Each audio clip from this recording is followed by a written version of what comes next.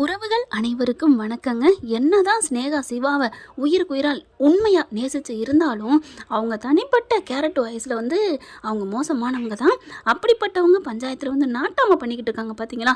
அது தப்புன்னு நினைக்கிறீங்களா, சரின்னு நினைக்கிறீங்களா? கமெண்ட்ஸில் சொல்லுங்க ஃப்ரெண்ட்ஸ். பஞ்சாயத்தை நீ இப்படி எடுத்து பேசுவியா? உன்னை அந்த ஊரை விட்டே ஒதுக்கி வைக்கிறோம், யாரும் அண்ணன் தண்ணி புழங்கக்கூடாதுன்னு பஞ்சாயத்து தலைவர் சொல்லிடுறாரு.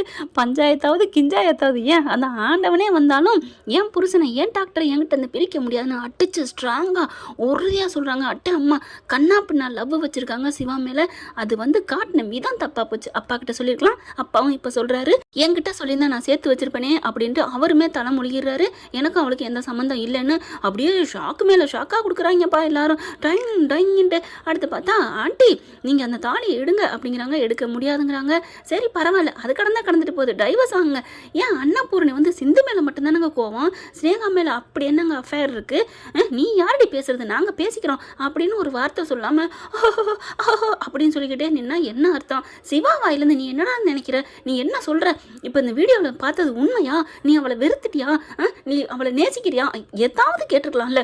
எதுவுமே கேட்கல. சிவாவும் கொழுக்கட்டை மாதிரி சொல்லி அப்படியே நிற்கிறாங்க. பிடிச்சி வச்ச பிள்ளையாருன்னு சொல்லுவாங்க, அந்த மாதிரி நிற்கிறாரு. இப்போ கடைசியாக டைவர்ஸ் நோட்டீஸில் கையெழுத்து போடுன்னு சொல்கிறாங்க. எல்லாம் பக்காவாக கொண்டாந்துருக்குங்க. எப்படியும் நிரூபிச்சிடலான்னு சொல்லிட்டு இந்த ஸ்னேகா பிள்ளை பார்த்தா சைன் போட மாட்டேன்னு சிந்து சொல்லிடுது. சிந்து போடாட்டி என்ன, சிவா கிட்ட வாங்க சொல்லுங்க அப்படின்னு சொல்லிட்டு கொடுக்க அன்னபூர்ணி என்ன பண்ணுது, இங்கே பாருடா மறுபடியும் நீ தப்பு பண்ணிட்டடி. சிந்து மட்டும் தப்பு பண்ணலைங்க, இப்போ அன்னபூர்ணியும் தப்பு தானேங்க. ஒருத்தவங்கள தப்பானவங்களை நீ கரெக்டானவங்கன்னு சொல்லி தாலி கட்ட வச்சிருக்கல, அப்போ அதுவும் நீ ஒரு ஆள் தானே, தப்பு தானே. தப்பு பண்ணவங்க நீங்கள் இப்படி ஓங்கி இப்போ பேசுறியே, அப்போ சிந்துவும் ஓங்கி பேசலாம் தானே, அப்படி தானே அங்கே தோணுது. இங்கே பாரு, நீ மட்டும் இப்போ சைன் போடலைன்னா என் உயிரோடு என்னை பார்க்க முடியாது, என் அப்படி இப்படி நீ என்னத்தான் சொல்லிக்கிட்டு இருக்கு.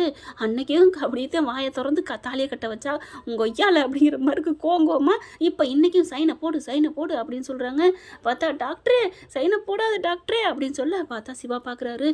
இப்போ பெரியம்மா வேணாமா?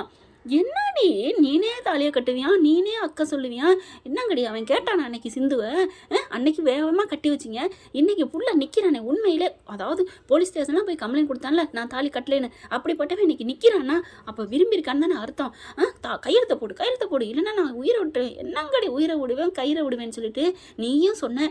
என் சிந்து மட்டும் தப்பானவன்னு தெரிஞ்சா அந்த நிமிஷமே என் உயிர் போயிடும். அதே மாதிரி தான் அவங்க சிந்து அப்பனும் என் பிள்ளை மட்டும் தப்பானவன்னு தெரிஞ்சா அந்த நிமிஷமே யாருக்கு இப்போ அந்த நிமிஷம் அந்த நிமிஷம் உயிர் போனிச்சா எல்லாம் குண்டு கல் மாதிரி தான் நிற்கிதுங்க. அதே மாதிரி தான் இப்போவும் பிளாக்மெயில் பண்ணுறாங்க. அன்னபூர்ணி பெரியம்மா எதுவும் தப்பான முடிவு எடுத்துக்க மாட்டாது அப்படின்னு இவர் துணிஞ்சு அட்டிக்கணும் அப்படியே நிற்கிறாங்க. சைனையும் போட்டுறாரு. அப்படியே உயிர் போயிடுது நம்ம ஆளுக்கு சிந்துக்கு. டாக்டரே இன்னைக்கு தாங்க எனக்கு என்னமோ தெரியல, சிந்து மேலே கொஞ்சம் முழுசாக மனசார இறக்கம் வந்தது, பாவப்பட்டது.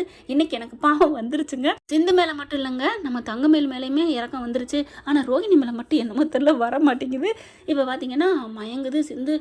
பார்த்தியா டைவர்ஸ் வாங்கியாச்சுல, நீ பேப்பரில் வாங்குறதான் பெருசுலடி, அவர் கட்டின தாலி என் கழுத்தில் இருக்குது, அதை விட அவர் மனசில் நான் இருக்கேங்கிறது நல்லா தெரியும். பொய் சொல்லாது, என்ன பொய் சொல்லாத. நீ அந்த வீடியோவில் பேசின தானே பார்க்குறீங்க, அதுக்கப்புறம் பேசினார், என்னை முழுசாக ஏற்றுக்கிட்டாருன்னு. அது போதுமே எனக்கு.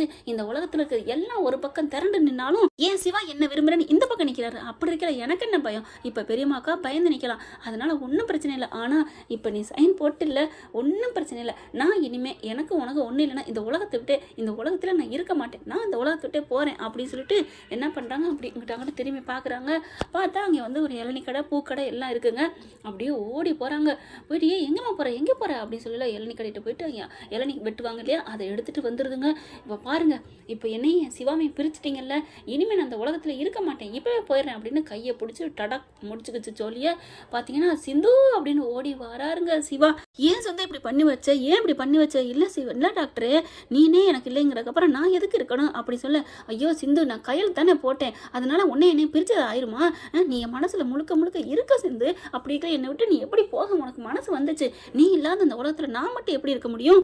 டாக்டரே என்ன டாக்டர் சொல்கிறேன்? ஆமாம், பொழைச்சா 2 பேரும் ஒன்றா பொழைப்போம், இல்லைன்னா போயிடுவோம். நானும் ஏதாவது பண்ணிக்கிறேன்னு அந்த இளநீ வெட்டுற எடுத்தாந்தாங்களே அந்த ஆயுதம், அதை எடுத்தாந்து அப்படியே அப்படி கையில் பண்ணிக்க போகிறாங்க. டாக்டரே வேணாம், அவங்களுக்கு கையிலேருந்து பொலன்னு கொட்டிக்கிட்டு இருக்கு. ஆனாலுமே மறுக்கிறாங்க. உடனே பைரவி எல்லாம் ஆர்வம் வராங்க. சிவா என்ன பண்ணி வச்சிருக்க அப்படிங்கல. ஆமாம் ஆறுமுகம், ஆமாம் பைரவி, நான் சிந்துவை மனசார சின்சியராக லவ் பண்ணுறேன். அவளோட மனசுக்கு முன்னால் எனக்கு எதுவுமே பெருசாக தெரியலை. அவள் ஏமாச்சி தான் கல்யாணம் பண்ணா இல்லைங்கள. ஏன் என் மேலே உள்ள அன்புல தானே, காதலில் தானே. எனக்காக இந்த கும்பலில் இருக்கவங்க யாராவது உயிரை கொடுனா கொடுப்பீங்களா? ஆனால் என் சிந்து கொடுப்பா. என் சிந்து எனக்காக என்ன வேணாலும் செய்வா.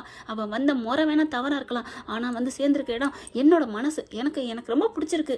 எனக்கு சிந்து தான் வேணும். இதோ கேவலமாக நின்றுக்கிட்டு இருக்காள். இன்றைக்கி பெரிய உத்தம சிகாமணி மாதிரி என்னென்ன பண்ணி வச்சா. நேற்று முத கொண்டு என் ஆஸ்பத்திரி இலவசமாக பண்ணிக்கிட்டு இருக்கோம். 1000 பேர் மக்கள் நலம் அடைஞ்சிக்கிட்டு இருக்கான்னு தெரிஞ்சிருந்தும் சீல் வைக்க பார்த்தா எல்லையும் எந்த தொழிலும் பண்ண விடாம பண்ணா இவன் நல்லவ. இவன் இன்னைக்கு வந்து டைன் டைன் மணி அடிச்சு பேசிக்கிட்டு இருப்பா. நீங்கள் எல்லாம் பார்த்துட்டு பேசாமல் இருப்பீங்களா? அன்னபூர்ணி பார்க்குது. என்ன சிவா சொல்கிறா? ஆமாம் பெரியம்மா ஆமாம் அப்படிங்கிற டாக்டரே அப்படின்னு மயங்குது.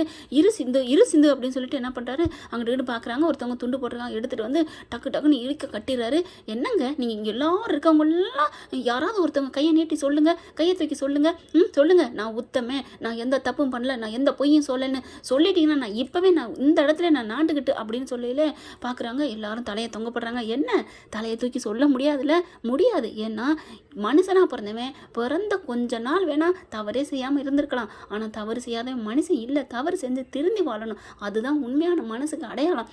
நானே இப்போ எந்த பொய்யும் சொல்ல மாட்டேன், எந்த இதுவுமே செய்ய மாட்டேன் தான். ஆனால் இப்போ என் சிந்து என் மேலே உயிராக இருக்கு. அவளுக்கு நான் இப்போ பாவம் பண்ணிட்டு தான் நிற்கிறேன்.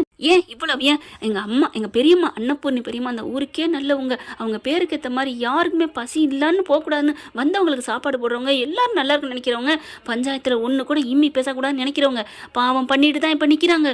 சிவா பேசாதீங்க பெரியம்மா. 1 வருஷத்துக்கு முன்னாடி நீங்கள் பாவம் பண்ணீங்க, என்னை கட்டி வச்சிங்கள, சிந்துவை கட்டி வச்சிங்களா? நான் எவ்வளவோ கெஞ்சினேன், கதறனே, கேட்டிங்களா? அன்னைக்கு ஒரு தப்பு பண்ணிட்டு இன்னைக்கு வந்து அதுக்கு தப்பா நான் நிவர்த்தி பண்ணுறேன். என்ன நிவர்த்தி பண்ணீங்க? இப்போ வந்து அவளை என்கிட்ட பிரிச்சுட்டா அது வந்து பாவத்திலேருந்து விடுதலைன்னு யார் சொன்னா பெரியம்மா? இன்னைக்கும் அதே பாவத்தை சரிங்க. என்ன சிவா சொல்ற? ஆமா, என் மனசு, என் உடம்பு, எல்லா சிந்தனை எல்லாத்திலையும் சிந்து தான் நிறைஞ்சிருக்கா. சிந்துவை நான் பொண்டாட்டியா ஏத்துக்கிட்டேன். அது உங்களுக்கு தெரியுமா? என்னப்பா நீ அந்த மாதிரி கோயிலில் பேசுன? அட நீங்க வேற, இவங்க பேசுறதெல்லாம் உண்மையாயிரும், நான் சொல்றது பொய்யா?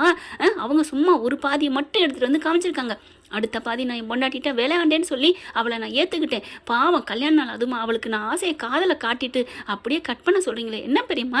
இப்போ 2வதாகவும் பாவம் பண்ணிட்டீங்க, என்கிட்ட வந்து சைன் வாங்கிட்டீங்கல்ல, இனிமேல் ஒன்றும் இல்லை, நீங்கள் 2 பாவதாரி. அப்படி இருக்கல யார் இங்கே பேச முடியும்? யாரா சொல்லுங்க அப்படிங்கல யாராலையும் சொல்ல முடியல. அதுக்கப்புறம் எல்லாரையும் திட்டி விட்றாங்க.